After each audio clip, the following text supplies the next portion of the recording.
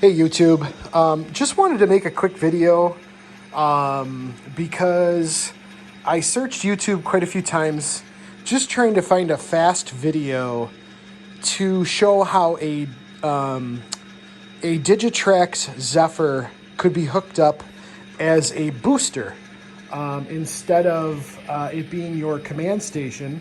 As you can see here, I have an older DCS 100. And I have the Digitrax Zephyr, the older version, the DCS 50. And what's happening here on my layout is that I have a main layout. Basically, it's three 4x8 layouts. And then I'm about to cross over onto another section, and I needed more power. So I really struggled to figure out how to hook this up with the manual.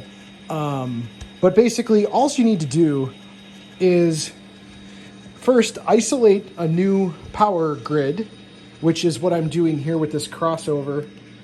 This crossover right here is completely insulated from the other power grid that is running on my DCS 100. And then you can see here, just to give you guys, this is not how it's going to be. I just did this so that I could do it as an example. But I have my power coming out of my Zephyr, out of the back here.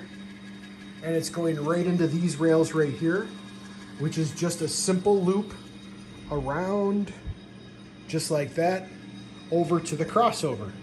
Then you just simply connect the ground wire to the ground on your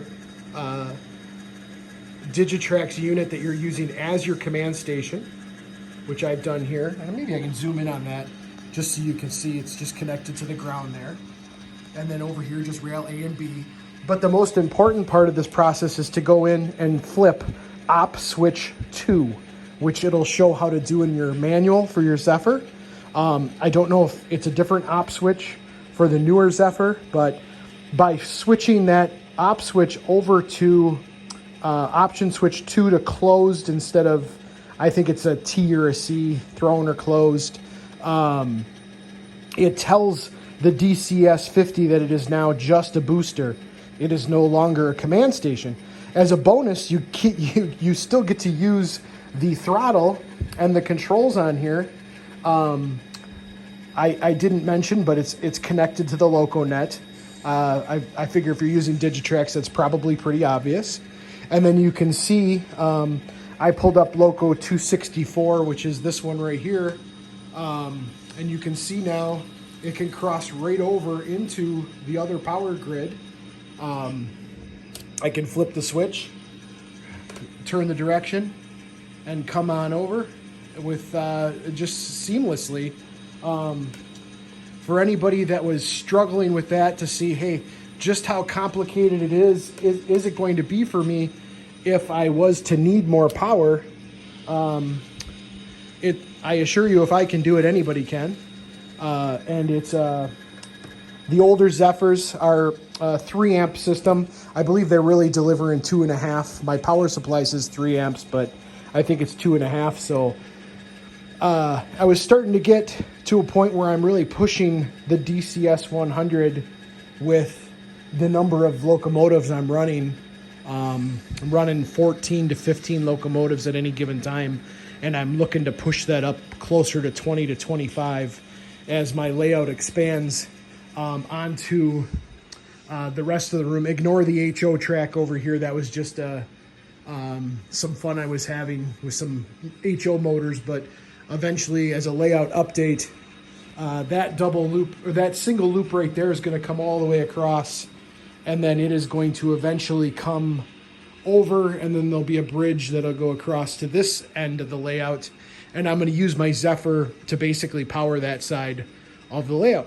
So, recap: Zephyr as a power station versus a command station, connected to the LocoNet.